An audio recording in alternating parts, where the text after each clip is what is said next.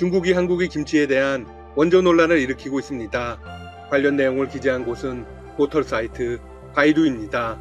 그런데 최근 바이두가 백과사전의 김치 관련 내용을 수정할 수 없도록 조치를 한 것으로 나타났습니다. 서경덕 성신여대 교수는 이에 강력하게 항의했습니다. 김치 기원 논쟁이 벌어졌던 중국 최대 포털 사이트 바이두 백과사전이 최근 잘못된 김치 정보를 정정하지 않았을 뿐만 아니라 네티즌들이 이를 수정할 수 없도록 조치해 놓았다. 이는 역사적 근거가 있는 정당한 논쟁을 회피한 처사로 자신감이 결여된 조치이다. 바이두는 한국 김치를 중국식 절임 채소인 파오차이라고 소개하고 있습니다. 그들은 백과사전 서비스 바이두 백과를 통해 김치는 중국의 유구한 문화유산 중 하나라며 김치의 기원이 중국이라는 주장을 펼쳤습니다. 바이두는 그 근거를 이렇게 설명하고 있습니다. 춘추시대 시집인 시경에 따르면 오이와 배추를 절여 먹었다는 기록이 있다. 또한 과거 문헌에서 배추를 절여 발효해 먹었다고 서술되어 있다. 황당한 사실은 김치는 오이와 배추를 절여 먹는 음식이 아닙니다. 그런데도 김치의 중국식 명칭이 파오차이라는 이유만으로 계속 같은 것이라고 주장합니다. 서경덕 교수는 올바른 지적의 소통을 거부한 바이두와의 논쟁은 더는 의미가 없다며 영어, 중국어 등 다국어로 된 김치 관련 영상을 제작해 김치의 올바른 역사와 유네스코 인류 무형문화유산에 등재된 김장문화 등을 세계에 알릴 것이라고 강조했습니다. 서 교수는 앞서 지난 8일 바이두에 강력하게 항의를 했습니다. 항의 메일을 보낸 후 몇 시간 뒤 한국의 김치는 중국에서 유래했다는 문장이 사라졌다고 합니다. 하지만 6시간 만에 내용을 수정해 김치 기원 논쟁이라는 제목 아래 김치가 삼국시대 당시 중국에서 유래됐다는 문장이 생겼습니다. 더욱 심각한 역사 왜곡을 자행한 것입니다. 바이두는 그 근거로 2013년 10월 26일 어느 매체 보도를 들었습니다. 각주를 찾아 살펴보면 관영신화 통신계열 뉴스 포털인 신화망의 기사입니다.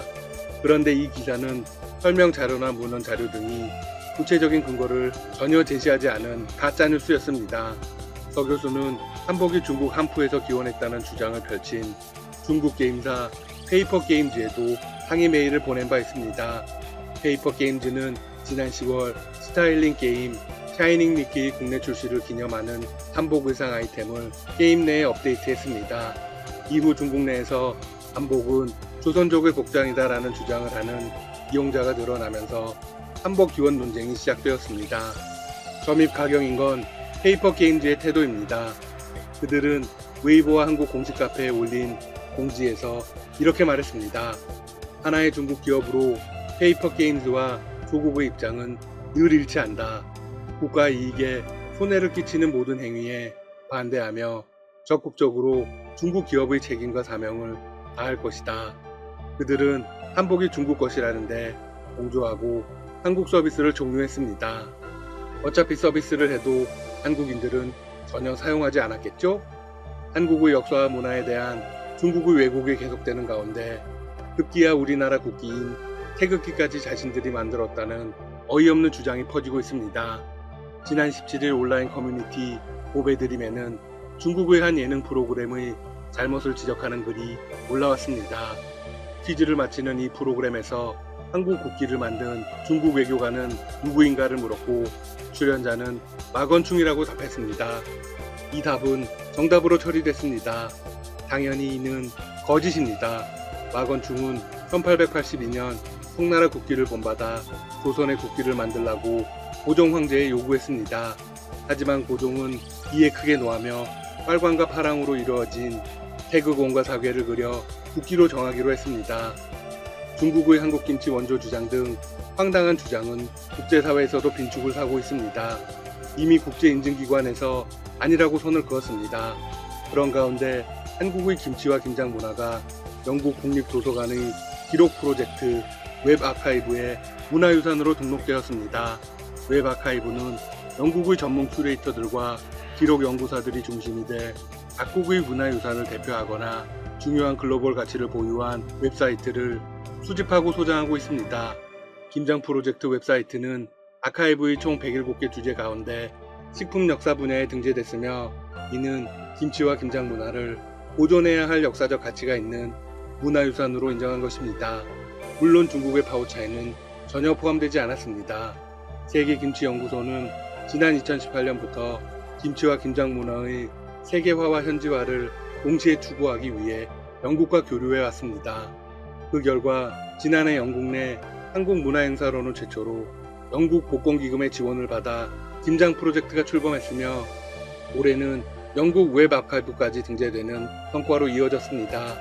김장 프로젝트 웹사이트에는 그동안 세계김치연구소가 제공한 김치와 김장 문화에 대한 소개를 비롯해 우리나라 지역별 김치 종류와 즉 김치 응용요리 레시피 등이 담겨 있습니다. 영국 국립도서관은 웨일즈 국립도서관, 스코틀랜드 국립도서관과 함께 이 프로젝트를 진행 중입니다. 영국의 이번 결정은 그동안 공들여온 김치 세계화의 긍정적인 신호입니다. 앞으로 영국 외에도 다양한 국가를 대상으로 김치와 김장 문화 확산을 지속적으로 추진할 수 있는 계기가 되었습니다.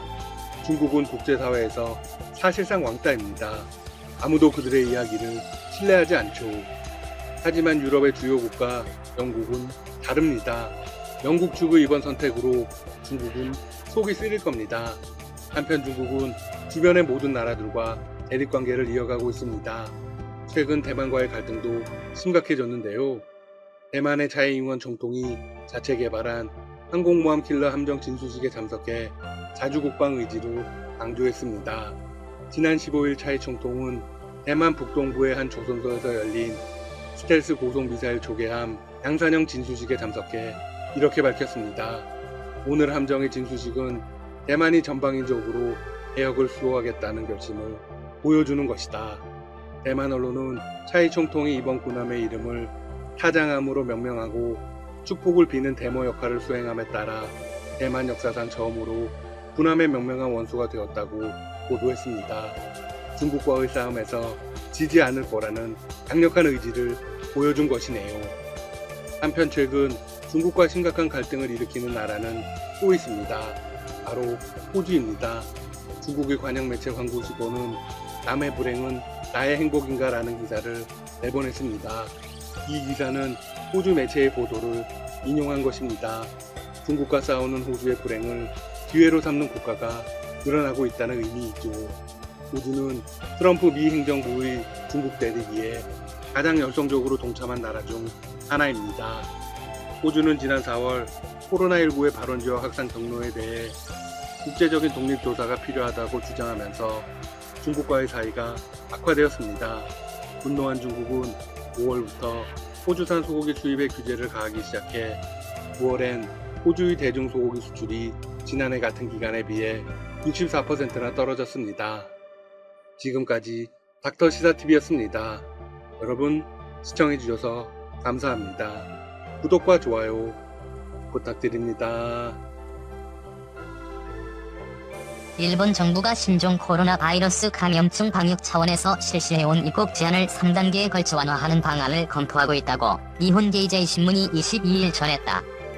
그러나 한국은 1단계 완화 대상에 포함되지 않을 것으로 보인다.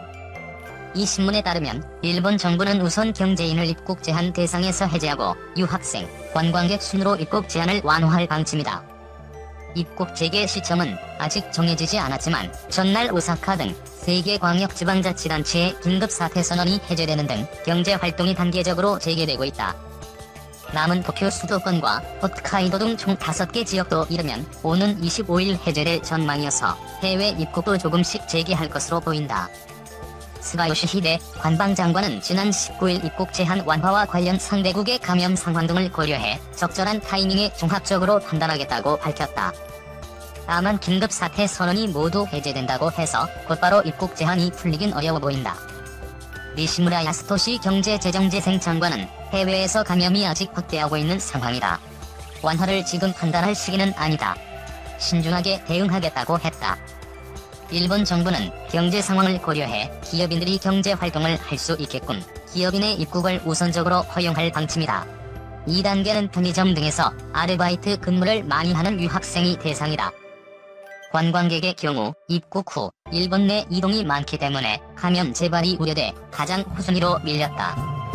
정부는 상대국의 감염 상황을 분석해 완화 가능한 국가와 시기를 정한다는 방침이다. 니케이는 감염자가 적고 경제적 연계가 강한 베트남, 타이완과 유럽의 일부 국가가 후보로 거론되고 있다고 전했다. 한국은 언급되지 않았다. 한국이 우선적 고려 대상에 포함되지 않은 건 최근 서울 클럽 등에서 200명 넘는 집단 감염이 발생하는 등 제1파가 확산한 것과 연관이 있는 것으로 보인다. 아베 신조 총리는 지난 14일 기자회견에서 방심하면 코로나19가 단번에 재확산할 수 있다면서 독일, 싱가포르 등과 함께 한국을 언급한 바 있다. 일본이 입국 제한을 쉽게 풀지 못하는 건 코로나19 감염 여부를 확인하는 유전자 증폭 검사 체계가 부족한 상황도 고려된 것으로 보인다. 니케이에 따르면 중국은 일본 측에도 기업인의 입국 완화를 제안했으나 거부했다고 한다. 상대국으로 출발하기 전 72시간 이내에 PCR 검사를 받아야 하는데 현재 일본은 증상이 없는 경우 검사를 받기가 어렵기 때문이다. 또 지역을 넘나드는 이동은 자제해줄 것을 당부하고 있는 상황에서 해외 출국을 허용하기 어려운 상황도 작용한 것으로 보인다. 현재 일본 정부가 원칙적으로 입국을 거부하고 있는 국가는 100개국에 달한다. 그 외 국가에서 입국할 경우에도 2주간 자택 대기를 요청하고 있다. 일본 관광국에 따르면 지난 4월 일본을 찾은 외국인은 약 2,900여 명으로 지난해 같은 기간 대비 99.9% 감소했다. 일본의 신종 코로나 바이러스 감염증 확진자는 21일 41명이 새로 추가됐다. 22일 요미우리 신문에 따르면 이에 따라 일본의 누적 확진자는 전날 41명을 더해 17,228명으로 늘었다. 사망자는 15명 늘어 812명이 됐다. 일본의 하루 신규 확진자는 최근 일주일간 100명 미만에 머물렀다. 일본 정부는 21일 오후 오사카부, 교토부, 휴고현 등 간사이 지역 3개 광역자치단체의 코로나19 긴급사태를 해제했다.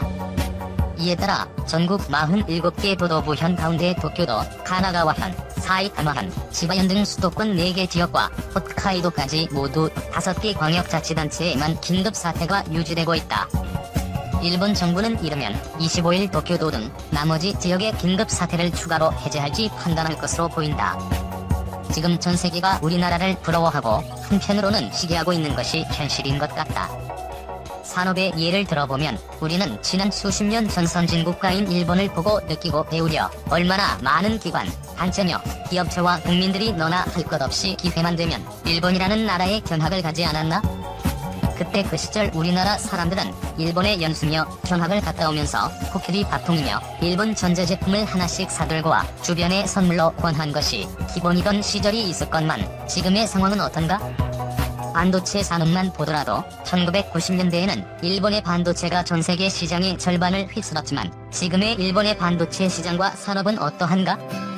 일본의 반도체 기업들은 전 세계를 영원히 독식할 것이라 자만하며 우리가 이병철 삼성 회장의 도쿄 선언 이후 밤낮으로 준비하는 동안 그들은 투자를 소홀히 하며 우리를 얼마나 얕보고 비웃었던가? 그런데 지금의 일본 전자산업은 우리나라의 삼성전자와 SK하이닉스, 대만의 TSMC의 추격에 완전히 주도권을 빼앗기고 중국도 더 무서운 기세로 올라오고 있다. 이제 우리의 전자산업은 전세계 최고의 자리에 군림하고 있지만 늘 하산에 대비해 자만심을 버리고 신기술 개발 투자에 한시도 게을리하지 말아야 하산 전과 하산 후에도 우리 대한민국은 영원할 것이다. 인간이나 산업도 수명이 있듯 하산 준비를 철저히 해야만 수명을 연장할 수 있다. 그런데 지금의 일본은 어떠한가? 코로나19 감염 여부를 확인할 수 있는 장비며 마스크도 부족해 우리가 지원해 줄 수 있는 위치에 올랐다. 일본뿐만이 아니라 유럽과 전세계에 내로라 하는 나라들도 이제서야 대한민국의 코로나19 대처 방식과 극복 방법을 배우려 하니 대한민국의 존재감이 전세계에 우뚝 설 수 있는 우리의 저력에 새삼 감탄하지 않을 수 없다. 그러나 우리는 여기서 자만하지 말고 새로운 먹거리를 준비해야 하며 늘 하산 준비를 철저히 해야 한다. 우리 국민들의 평균 수명은 지속적으로 증가해 대체적으로 85세 전후니 하산 후에도 수십 년을 살아야 함에도 하산 전의 준비를 게을리해 하산 후 슬픔과 분노와 재앙에 시달리고 있다. 우리의 산업발전과 수명도 늘 하산에 대비해야만 그때까지 세계에 우뚝 서는 대한민국을 만들 수 있을 것이다. 그렇다면 우리가 하산 후에도 안전한 세상에서 행복을 만끽하며 웰다잉할 수 있기 위해서는 하산 전에 날, 하산 후를 준비하고 철저히 관리하는 주변 환경 정비, 관리가 필요하다. 둘째, 하산 전에 개인이나 국가는 특성과 성과와 미래에 부합되고 스스로 행복감을 느낄 수 있도록 철저한 준비가 필요하다. 셋째, 하산 전에는 주변으로부터 도움과 협조를 받았으나 하산 후에는 모든 일과 행위를 스스로 해결해야 하므로 자립심과 자생력 육성이 필요하다. 마지막으로 하산 후에는 하산 전에 자만심과 권위의식을 버리고 편안한 마음으로 모두를 사랑하는 마음을 가져야 본인이 행복해질 수 있음을 명심해야 한다. 한국 대리면 저절로 방역되나? 코로나19가 대유행을 하면서 유선생들 가운데 한일 관계를 말하는 채널이 부쩍 늘었다. 애국주의에 호소하는 방송들이다. 나라 사랑 열정에 불을 붙이는데 일본 비판만큼 쉬운 방법이 없다. 덕분에 요즘 일본의 코로나19 상황에 대해 자세히 알게 된다. 이 유선생들이 마치 올림픽 경기를 중계하듯 한일 간의 코로나19 상황을 비교해주기 때문이다. 그런데 이렇게 자주 일본 사정을 접하다 보니 아베라는 일본 아저씨를 자꾸 만나게 됐고 이윽고는 감정이 상할 대로 상해버렸다. 참는